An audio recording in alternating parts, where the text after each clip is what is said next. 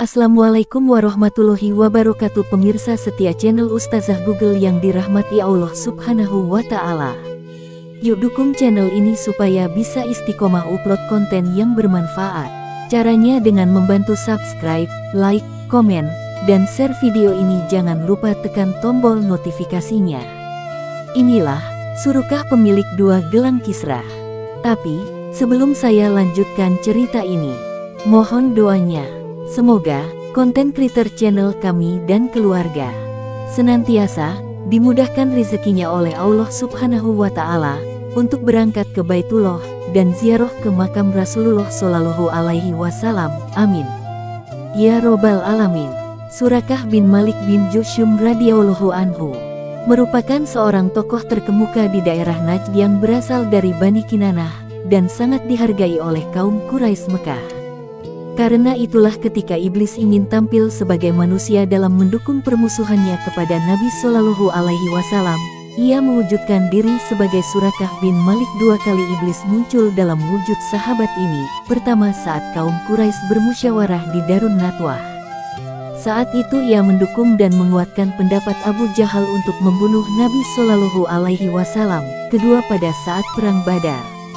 Ketika pasukan kafir Quraisy ragu-ragu untuk meneruskan pertempuran, sekali lagi iblis dalam bentuk Surakah ini mendukung dan menguatkan mereka. Tetapi ketika iblis melihat pasukan malaikat yang dipimpin malaikat Jibril, ia segera berlari terbirit-birit. Harits bin Hisham sempat memegang tangannya dan berkata, "Wahai Surakah, bukankah engkau berkata akan mendukung kami dan tidak akan meninggalkan kami?" Tentu saja Harits mengira dia benar-benar adalah Surakah bin Malik. Iblis memukul dada Harits hingga ia terjengkang, dan berkata, "Sesungguhnya aku melihat apa yang tidak kamu lihat. Sesungguhnya aku takut kepada Allah, siksaan Allah benar-benar sangat pedih." Sebagai hasil kesepakatan dari pertemuan kaum Quraisy di Darun Nadwah, para pemuda dari beberapa suku Arab berkumpul di depan pintu rumah Nabi Shallallahu Alaihi Wasallam dengan satu tujuan, membunuh beliau. Tetapi tentu saja dengan mudah Allah menyelamatkan Nabi Shallallahu Alaihi Wasallam. Beliau melewati mereka, bahkan sempat menaburkan pasir di setiap kepala mereka tanpa mereka menyadarinya. Kemudian beliau berangkat hijrah bersama Abu Bakar. Tetapi kegagalan tersebut tidak menyurutkan maksud kaum kafir Quraisy untuk menghabisi Nabi Shallallahu Alaihi Wasallam. Mereka terus melakukan pencarian dan bahkan mengadakan sayembara. Siapapun yang bisa membawa atau menunjukkan keberadaan Nabi Shallallahu Alaihi Wasallam akan memperoleh hadiah 200 ekor unta. Salah seorang yang berhasil menelusuri jejak perjalanan Nabi Shallallahu Alaihi Wasallam adalah Surakah bin Malik. Ia memperoleh informasi salah seorang dari kaumnya, Bani Mutlij, yang melihat sekelompok orang berjalan di pesisir, yang dikiranya adalah rombongan Nabi yang dicari-cari kaum Quraisy. Surakah membenarkan dalam hatinya, tetapi karena tidak ingin kedahuluan orang lain untuk memperoleh hadiah yang dijanjikan, ia berkata kepada orang itu, "Bukan, mereka adalah Fulan bin Fulan yang pergi karena tidak ingin kita lihat."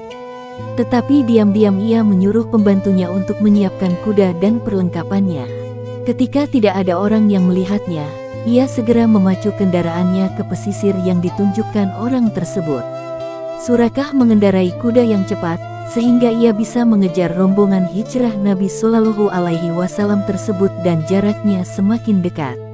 Nabi Shallallahu Alaihi Wasallam tetap tenang, sementara Abu Bakar yang duduk di boncengan unta Nabi Shallallahu Alaihi Wasallam terlihat cemas dan berkali-kali melihat ke belakang. Setelah jarak makin dekat, tiba-tiba kuda Surakah terjerembab jatuh. Nabi Shallallahu Alaihi Wasallam terus saja berjalan tanpa memperdulikan Surakah yang mengejarnya. Setelah berhasil mendekati lagi, Surakah menyiapkan anak panahnya, tetapi lagi-lagi kudanya terjerembab, sementara Nabi Shallallahu Alaihi Wasallam terus berjalan.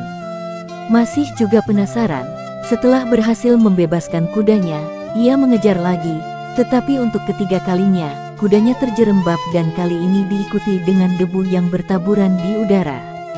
Sadarlah Surakah bahwa orang yang dikejarnya bukanlah orang sembarangan.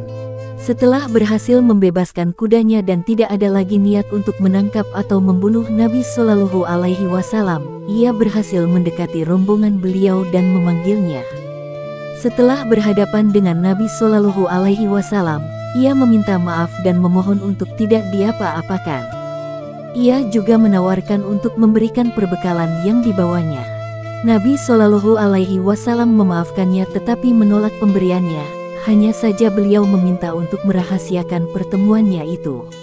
Surakah meminta jaminan keamanan dari Nabi Shallallahu Alaihi Wasallam, dan beliau menyuruh Amir bin Fuhairah untuk menuliskannya di sebuah kulit dan menyerahkannya kepada Surakah.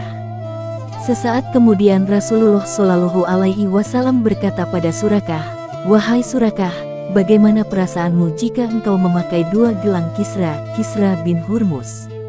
Surakah tercengang tak mengerti. Nabi Shallallahu Alaihi Wasallam tersenyum memandang ekspresi Surakah, tetapi beliau tidak menjelaskan lebih lanjut. Kemudian beliau meninggalkannya meneruskan perjalanan hijrah. Begitulah waktu berlalu, di masa kekhalifahan Umar bin Khattab, datang ganimah dari Persia yang telah dikalahkan pasukan Muslim. Umar teringat akan kisah Rasulullah bersama Surakah. Ia mencari 2 gelang Kisra di antara tumpukan ganimah. Setelah ditemukan, Umar memanggil Surakah dan berkata, "Pakailah 2 gelang ini, naiklah ke mimbar dan angkat tanganmu, lalu katakan, Maha benar Allah dan Rasul-Nya." Surakah maju ke mimbar, ia melakukan apa yang diperintahkan Khalifah Umar dengan penuh haru. Terbayang di matanya apa yang dikatakan Nabi Shallallahu Alaihi Wasallam bertahun yang lalu ketika beliau hijrah. Sungguh sangat tidak terbayangkan saat itu, bahwa orang-orang Muslim akan mampu mengalahkan dan menghancurkan imperium besar yang telah berusia ratusan tahun, kerajaan Persia. Tidak ada kejelasan riwayat, apakah Surakah memeluk Islam saat bertemu dengan Nabi Shallallahu Alaihi Wasallam di perjalanan hijrah tersebut atau waktu lainnya. Sebagian riwayat menyebutkan ia memeluk Islam ketika Nabi Shallallahu Alaihi Wasallam kembali dari Haji Wada ketika beliau berada di Jiranah. Tetapi yang jelas pada akhirnya ia memeluk Islam telah menjadi saksi dari kebenaran ramalan beliau Shallallahu Alaihi Wasallam. Wallahu a'lam bishawab. Jangan lupa dukung channel ini dengan like, komen dan share videonya, supaya saya Ustazah Google semangat membuat konten yang menginspirasi umat. Saya pamit undur diri, walahul muwafiq ila aqwamit thariq. Wassalamualaikum warahmatullahi wabarakatuh.